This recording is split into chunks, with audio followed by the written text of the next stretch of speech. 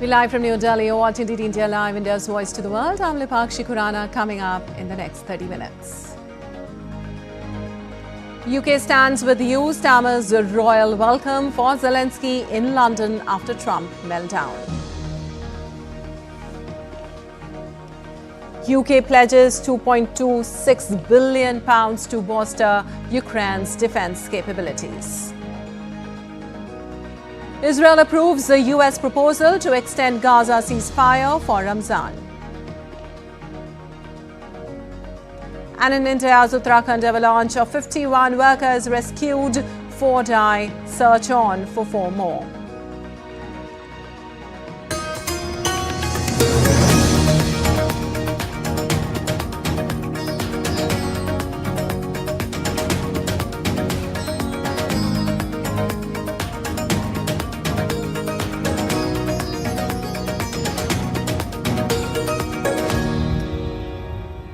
Well, on to the details now. Ukrainian President Volodymyr Zelenskyy received a warm welcome at 10 Downing Street on Saturday, a stark contrast to his tense meeting with US President Donald Trump at the White House the previous day. Zelenskyy was greeted with hugs and handshakes by UK Prime Minister Keir Starmer and expressed gratitude to the British people for their support. In Downing Street. As you heard from the cheers on the street outside, you have full backing across the United Kingdom.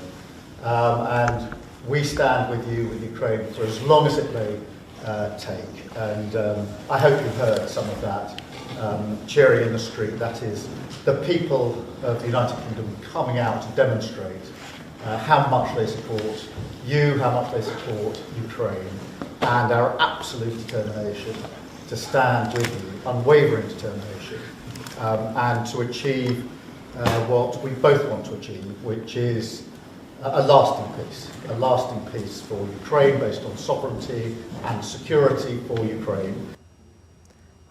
Well, during his visit, Zelenskyy also witnessed the signing of a £2.26 billion loan agreement between the UK and Ukraine. The loan, facilitated by British Finance Minister Rachel Reeves, will be repaid using profits from frozen Russian assets. Well, thank you very much. And that's our side of it. And in the next few days, the disbursements of money, we should be able to make those to Ukraine. I know that they are needed as quickly as possible. Thank you so much, Minister, for being able to join us today. Zelensky's visit to London is part of a broader European tour, which includes a summit with European leaders on Sunday and a meeting with King Charles. The Ukrainian leader's diplomatic efforts come amid ongoing tensions with Russia. And Polish President Andrzej Duda said on Saturday he sees no other power in the world than the US that could stop Russian attack on Ukraine, and that Ukrainian President Volodymyr Zelenskyy should get back to negotiations with Washington. Zelenskyy should return to the negotiating table with the US. He should sit down calmly at the table and negotiate a solution which will make Ukraine safe. And we, who are Ukraine's ally and have been supporting Ukraine since its start, we will support him in achieving a secure and lasting peace, because we are also very much relying on this peace. This is in Poland's interest, that Ukraine is at peace, that the war ends, and that it ends in such a way that Russia cannot attack anyone else.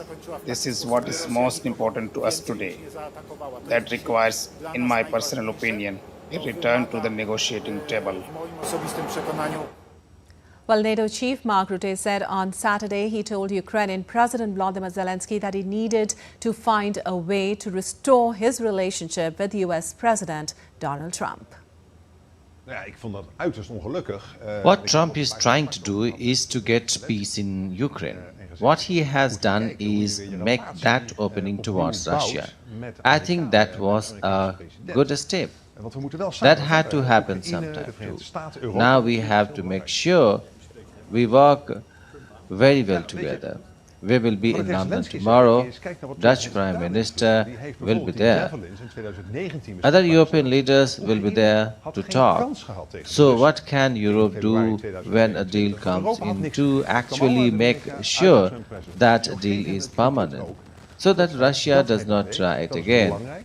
Europe can do that, and you see, really, America taking leadership here. Well, German Foreign Minister Annalena Baerbock said that the European Council needs to take decisions on massive investment in a common European defence capability, urging that domestic and EU budget rules are loosened to allow support for Ukraine. The European Council therefore also needs to take decisions on massive investment in our common European defence capability. I am therefore doing everything I can to ensure that the European Council contributes to this by making the EU Stability and Growth Pact more flexible. Well, Argentine President Javier Milei kicked off the 143rd Ordinary Session of Congress with a televised speech highlighting his administration's economic achievements in its first year. Milei reaffirmed his commitment to reducing state intervention, reorganizing public finances and pursuing a U.S. free trade agreement. He also announced that an IMF agreement to balance the central bank's accounts and ease exchange restrictions is nearing completion, seeking parliamentary support. Milei outlined key priorities, including labour reform for economic flexibility, deeper public sector cuts, dubbed chainsaw measures, lowering the age of criminal responsibility and tax relief. The president's economic vision has sparked intense debate, with many watching to see how his policies will shape Argentina's future.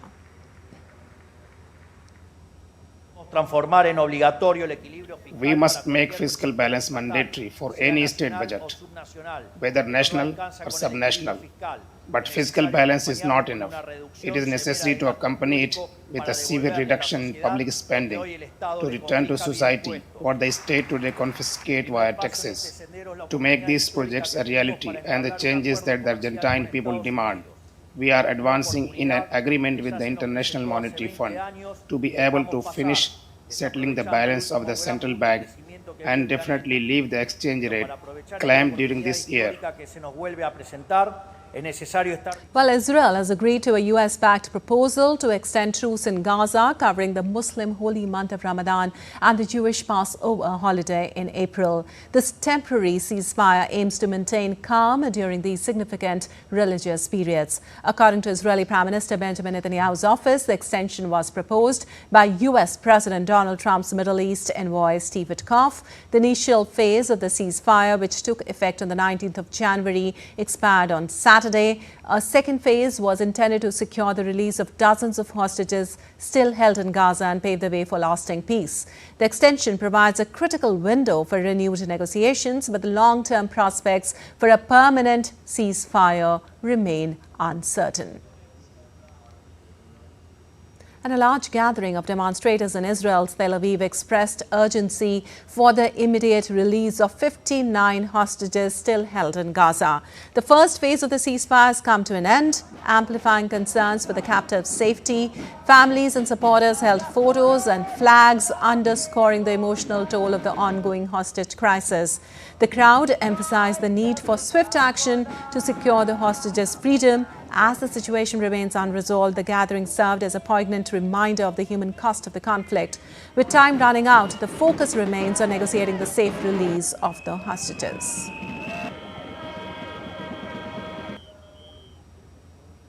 Well, the first phase of the Gaza ceasefire ended on Saturday. The 6-week-long ceasefire took effect on January 19th after more than 15 months of conflict sparked by Hamas's October 7, 2023 attack on Israel, the deadliest in the country's history.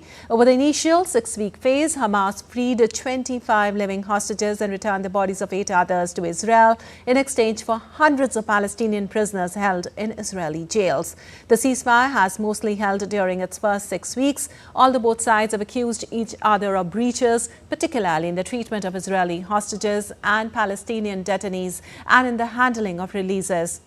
Gaza truce faces uncertainty as negotiations on the next stage, aiming to secure a permanent ceasefire, have so far been inconclusive. A second phase of the fragile truce was supposed to secure the release of dozens of hostages still in Gaza and pave the way for a more permanent end to the conflict. Of the 251 hostages seized during Hamas's attack, 58 are still held in Gaza, including 34 the Israeli military says are dead.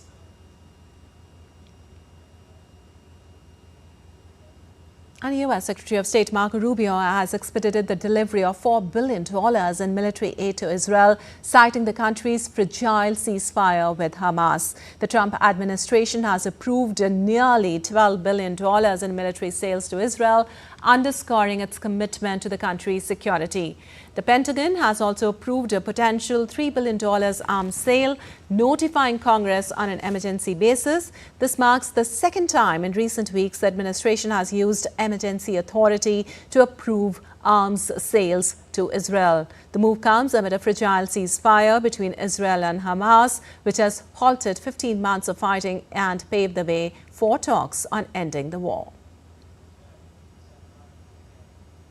Well, Guyana President finally said that Venezuelan petrol vessels entered an ExxonMobil unit on maritime territory claimed by Guyana. Guyanese president in a state transmission said that a Venezuelan armed patrol ship entered Guyana's waters, adding that during this incursion, the Venezuelan vessel approached various assets in our exclusive waters. This morning, Saturday, 1st of March 2025, at approximately 7 hours, a Venezuelan armed patrol ship entered Guyana's waters. During this incursion, the Venezuelan vessel approached various assets in our exclusive waters, including FPSO Prosperity. Our assets and FPSO Prosperity are operating lawfully within Guyana's exclusive economic zone. While thousands protest in the Serbian city of Nes in the latest mass student-led anti-corruption rally to rock the Balkan nation after the fatal collapse of a train station last year killed 15 people. For months, the movement has put increasing pressure on the Serbian government and President Aleksandar Vučić, spurring the resignation of several high-ranking officials, including the Prime Minister, in January.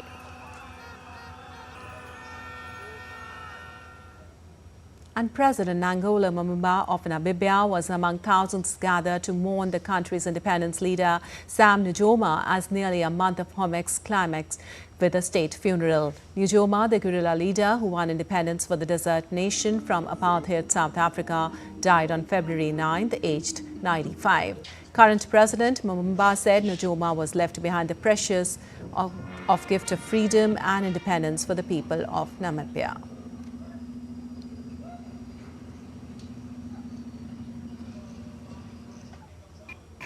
Although our hearts remain laden with grief, we take solace that President Sam Nujoma, who will now rest among his fellow illustrious heroes and heroines, has completed his mission with distinction, fulfilling his destiny and leaving behind the most precious gift of freedom and independence for the people of Namibia.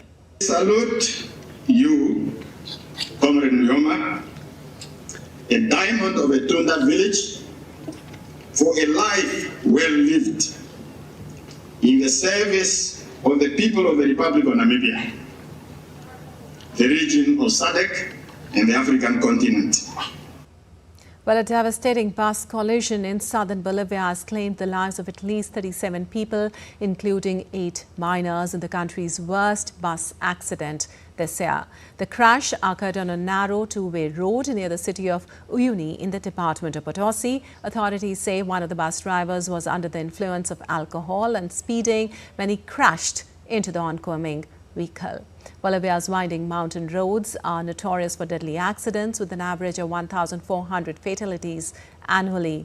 The accident comes less than 2 weeks after another bus crash killed 30 people in southern Bolivia. The country's road safety record is a growing concern, with many calling for improved measures to prevent such tragedies. And still to come in this edition of DD India Live. Yamando Orsi takes office as Uruguay's president.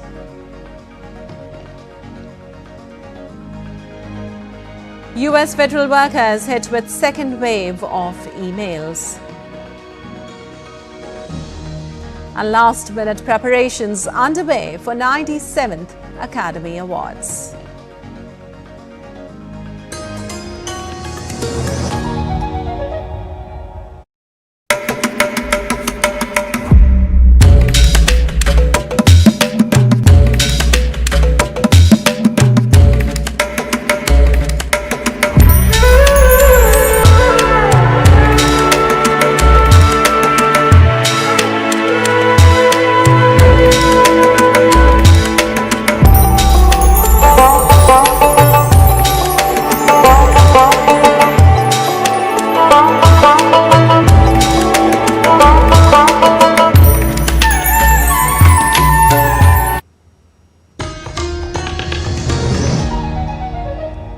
Welcome back. You're watching DD India Live. I'm Lipakshi Khurana. Moving on, the Trump administration sent out a second round of emails on Friday evening demanding all federal employees summarize their work over the past week. The emails from the government's human resources arm, the U.S. Office of Personnel Management, were sent to multiple agencies. The move marks a renewed push by Elon Musk and his Department of Government Efficiency team to assess the performance of government employees. This comes as the administration looks to mass layoffs to dramatically trim the federal footprint.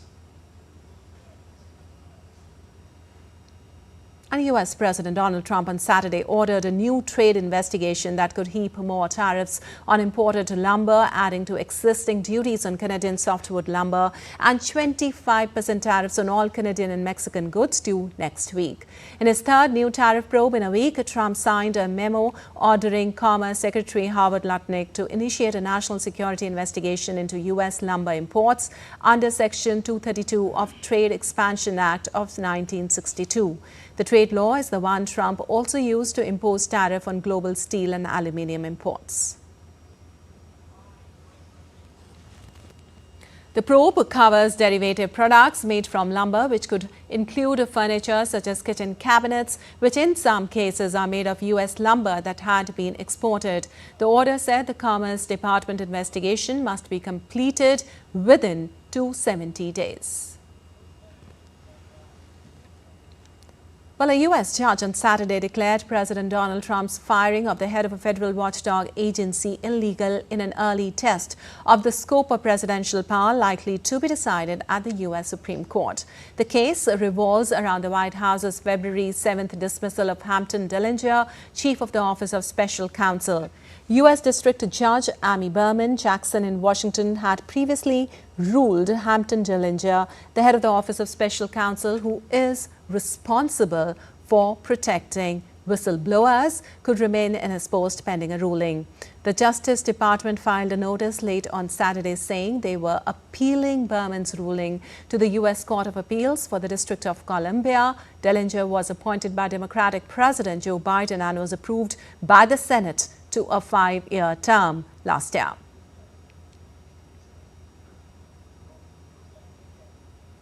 And the U.S. is deploying nearly 3,000 additional troops to its Mexican border, bringing the total to around 9,000. This move is part of President Trump's border security efforts, a key priority since he declared a national emergency on his first day in office. The troops will assist in detection, monitoring and administrative tasks, however, will not be involved in interdiction or deportation operations. Trump hailed his administration's efforts, stating that the invasion of our country is over. Also, Pentagon Chief Pete Hegseth visited the southern border last month, vowing to get control of this border and warning drug cartels that all options are on the table. Hegseth also mentioned using Defense Department assets to support detention and expulsion of illegal immigrants, including the Guantanamo Bay base. Trump plans to hold up to 30,000 migrants at the base, despite its notorious past. And moving on, Uruguay is set for a political shift to the centre-left as Armando Orsi took office on Saturday as the country's next president. Orsi, a 57-year-old former mayor who was backed by leftist ex-president Josep Mujica, narrowly won the November election against the ruling centre-right coalition. As a moderate, Orsi has promised to strike a different balance between social welfare and economic growth by ushering in what he described as a modern left agenda. Orsi delivered his first address to the people at Independence Square, saying a future and a challenge await for Uruguay. This country has been governed by different parties, but always taking care of and respecting the identity and ideas of each one. A future and a challenge await us. But undoubtedly, if we always have in mind that sensitivity that must be here, that sensitivity that those who preceded us have had, the heart and reason poured into the destiny of our homeland, have no doubt that the future will be adventurous. Thank you very much. While Union Minister of State for External Affairs Pabitra Margarita represented India at the swearing-in ceremony of Uruguay's President Yamadu Orsi and Vice President Carolina Cose, Minister conveyed warm greetings and felicitations from the Prime Minister of India to the new government of Uruguay. Minister congratulated to the people of Uruguay on this historic occasion. Minister said that he looks forward to collaborating with the new government to further strengthen the India-Uruguay partnership. And moving on, thousands of people evacuated from parts of northern Japan as the country's largest wildfire in 3 decades raged unabated on Sunday after killing at least 1 person, officials said. Around 2,000 people fled areas around the northern Japan city of Ufanato to stay with friends or relatives, while more than 1,200 evacuated to shelters, according to the officials. Some reports estimated the fire had spread over 1,800 hectares. Aerial footage showed columns of white smoke billowing 4 days after the blaze first materialized, with military helicopters trying to douse them. And the holy month of Ramadan commenced today in India and other parts of Asia after the sighting of the crescent moon on Saturday. Ramadan is a sacred month in Islam that falls in the 9th month of the Hijri or Islamic lunar calendar. Fasting in Ramadan, the 9th and the holiest month in the Islamic calendar, is one of the 5 pillars of Islam, and this is the time of the year when religious fervor is rekindled throughout the Muslim world. The holy month, during which hundreds of millions of faithful around the world observe a daytime fast, traditionally begins with the sighting of the crescent moon. In Saudi Arabia and most Sunni-ruled Middle Eastern states, Ramadan had begun on Saturday.